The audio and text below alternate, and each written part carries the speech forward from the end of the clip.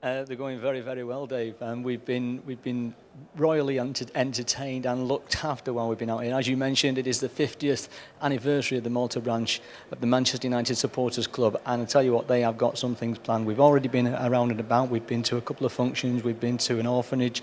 I've got Andy Ritchie with me, who we'll speak to in a second, and the big party is about to begin, because after the game today, the manager will be flying out to Malta with some of his players, and then they have a big gala dinner on Tuesday evening, which will be attended by the manager and the players. But today, we're concentrating, of course, on this game against West Ham United. As I said, Andy Ritchie's with me. Andy, this is a big game, isn't it? It is. Obviously, they don't want to waste what has gone before. I think it's 1,122 minutes and counting that they've kept the goal intact, and everybody's had a part in that. But it's a game that sometimes has caused a problem for Manchester United. West Ham have been a little bit of a bogey team at times, but I can't see that happening today. Sammy McIlroy and Alex Stepney in the studio. They were saying that nobody would have predicted that back four today. Would you go along with that? Well, yeah. I mean, O'Shea obviously can play anywhere along the back four. You can hear the people in the crowd. There's about 400 of them in here. And Raphael, I think, if he's back and fit, why not playing? But I think the manager has said before that he was going to use the squad. They've got so many games coming up, so many back-to-back, really, that I think he wants to try and keep everything fresh as well. And of course, last night, Liverpool got their points. They're back on the top of the table now, so vitally important that United get these 3 points. Yeah, of course. I mean, they're above us by 1 point. Scraped through at the end, really, didn't they? And United now, and the manager and the players, they should be supremely confident anyway going into this game with all the clean sheets they've had and the success that they've had. And when you think about it, the team at the back really hasn't been that settled of late, with Rio being out, Gary in and out, and things like that happening. Wes has not been there, so they should be going out there and thinking we're going to steamroll West Ham. I know it might not happen that way, but the players have got to be confident in what they're doing. Another result that went United's way yesterday was the Chelsea result, of course, 0-0 against Hull City. United win today, 7 points clear of Chelsea. How big a psychological boost could that be? I think it's a massive psychological boost. I mean, we're talking to some of the fellas from the branch here, and they were saying that there were signs that they want Scolari out. And I mean, it's a crazy game, isn't it? But it'd be a big boost. Not only psychologically, but the points differential anyway. And, I think that they've got to go out and be positive today. I think first goal will be very, very important. I believe Manchester United will get that. And I think they've got to be really confident. And as far as Manchester United go, West Ham's not been the happiest of hunting grounds for them, has it? No, it hasn't. But they've lost one or two out this side. Bellamy's gone. He was a big threat for them, although I think Dean McKayle's scoring 1 or 2 goals of late for them. So it's not going to be an easy game. It never is, and it's a tight ground there, and they get on top of you, the crowd get on top. But I think that, like I say, they've just got to go out and be confident and expect to win the game. The way that they're playing at the moment, you can't see anybody beating Manchester United, can you? Not at all. I mean, I think probably the only thing that the manager has alluded to is that they haven't maybe scored as many goals as they thought they were going to, because they have been supremely dominant in most of the games. And I think that, just to add a little bit more spark to what they've been doing would be maybe 2, 3, 4, maybe 5 more goals, and they could have had that easily. But the manager will be very pleased with 1-0s and 1-0s as long as he gets those 3 points. Yeah. Liverpool, as we see, top of the table as we speak. Can you see them being a serious threat, or have they not got the squad to cope, bearing in mind that they've still got the Champions League to kick back in?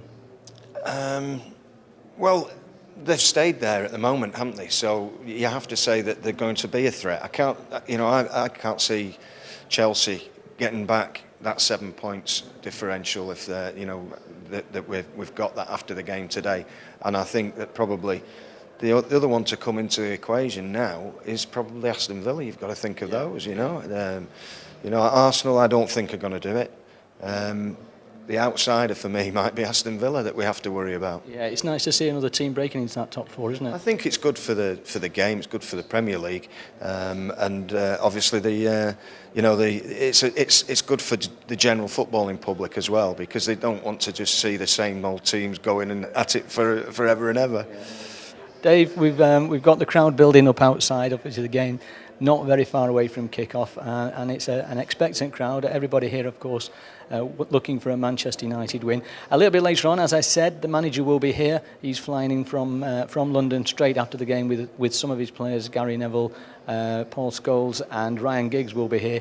And not only that, the trophies as well. The trophies that are in the cabinet so far will be here as well. And we'll be back with you after the game. We'll get reaction to the result, and we'll also be giving you some interviews with some of the fans and, of course, Andy Ritchie as well. So we'll enjoy the game and we'll see you later on.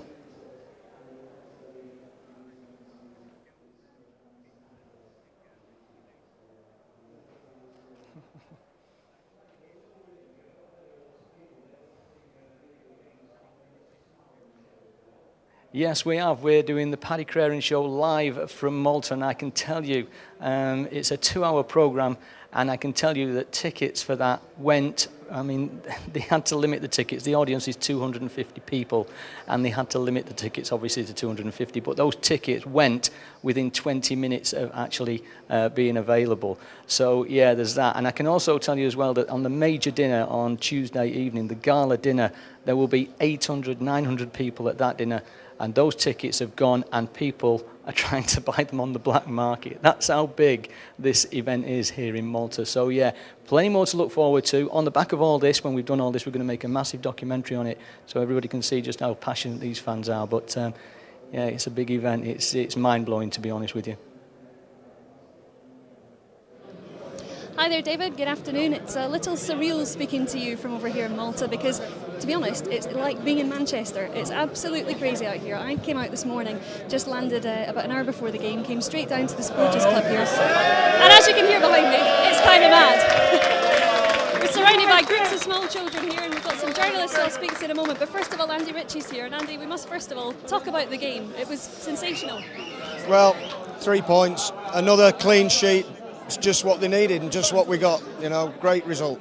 It was very important after Liverpool getting that dodgy winner yesterday. Yeah, well, you know, another 2 points ahead, game in hand, and the manager will be very, very pleased.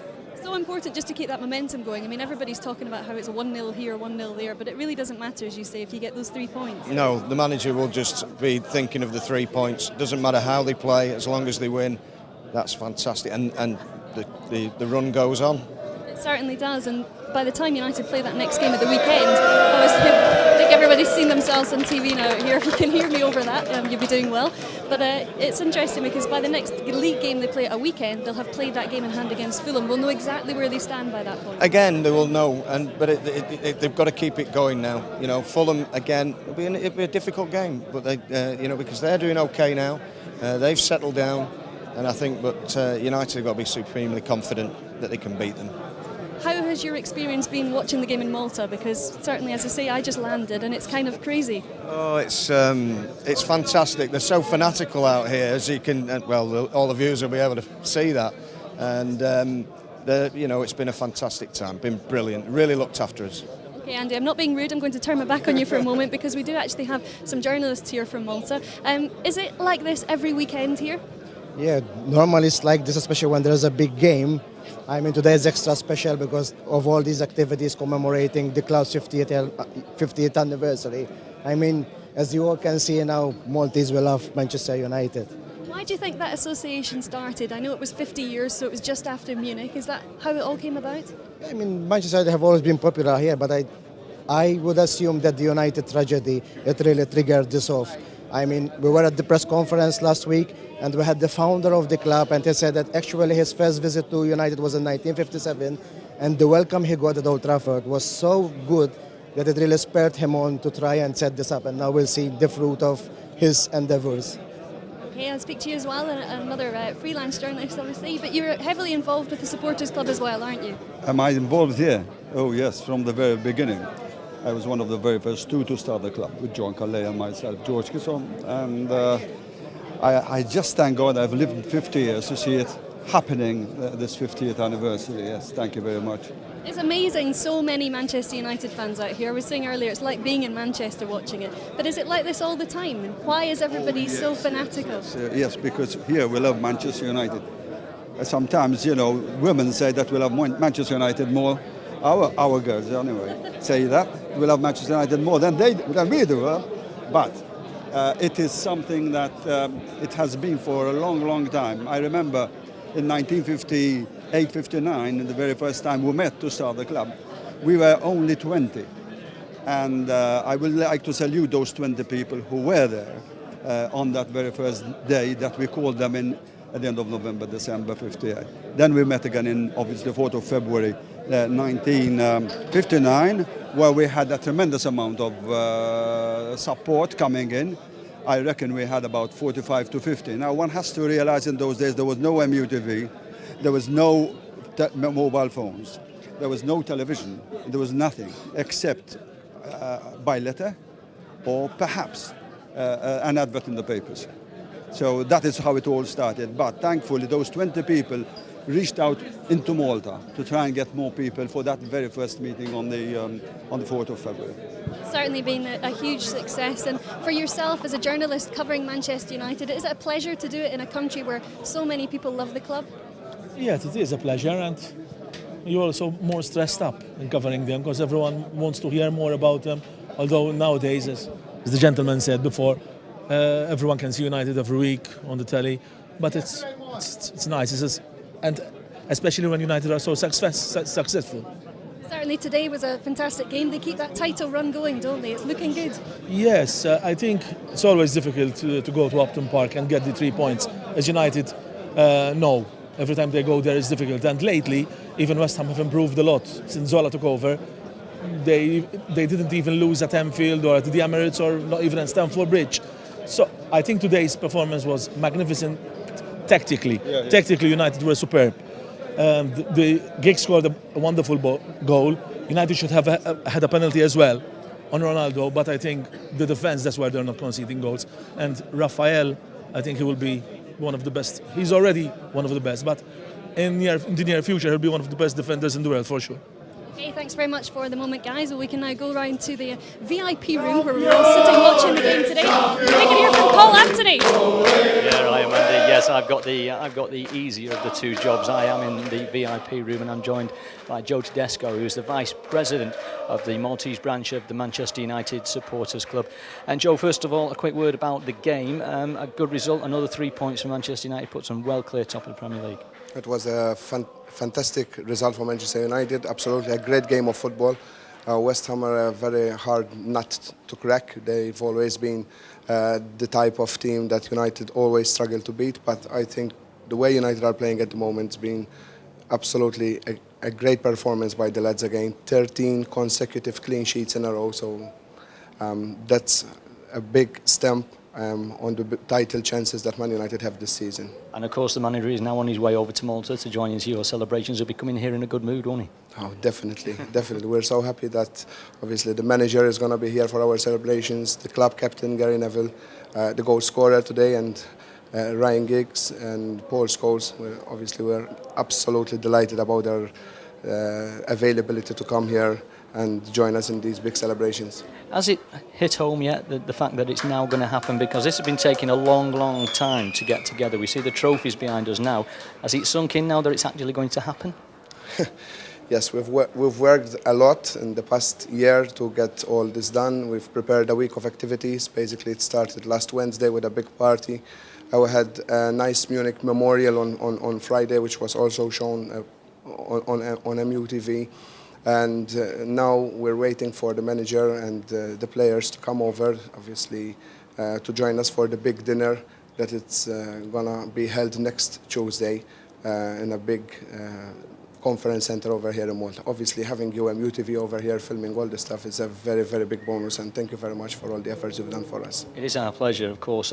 How easy does it make your job, the fact that you've got everybody over here that supports Manchester United? I suppose it's a double-edged sword. You've got people that you can fill the place, but then you've got, on occasions like this, the place isn't really big enough, is it? Yeah. When we moved to this place in 1995, we thought it's too big for us, but obviously that was the start of the Man United successes in the 90s and in the year 2000s, and now it's grown. We can say it's grown into a small place. In fact, today it was jam-packed with people, as you could have seen on the pictures before. But obviously, our members obviously always take top priority for access to such important activities in such an important time for our club. Okay, well, I know you've got lots and lots of things to do, including going to picking up the manager and the players from the airport. So thanks for talking to us. We will chat again during the course of the week. And with that, we'll go back into where the throngs are with Mandy. Thanks very much, Paul. Yes, I think they've calmed down slightly. However, now we're back on, they'll probably liven up again. Interesting though, Andy, we're just about to wrap up and hand back to Manchester, but tomorrow should be a fantastic occasion. Paul mentioning there that the manager and some of his players are coming tonight, and of course we're doing the Paddy Show. Make sure you tune in for that tomorrow night, because that's live for a couple of hours as well, with some special guests and a live studio audience over here in Malta. But it's quite an occasion, isn't it? Yes, and the people who are organising it, they're so nervous about it. They can't wait to get it over and get it done and get it, smoothed. But it's going to be a fantastic event, and I'm very thrilled to be able to be at it. I suppose the only thing we have to hope is that Mr. Crerand does manage to catch that flight after the game tonight, because it won't be much of a Paddy show without Paddy, will it? Exactly. We've got to get him here quickly. But I think they've got a police escort to the airport, so they should be okay. Andy, thanks very much for joining me. Back to you in Manchester, where it's probably a little bit calmer than it is over here in Malta. Back to you, David.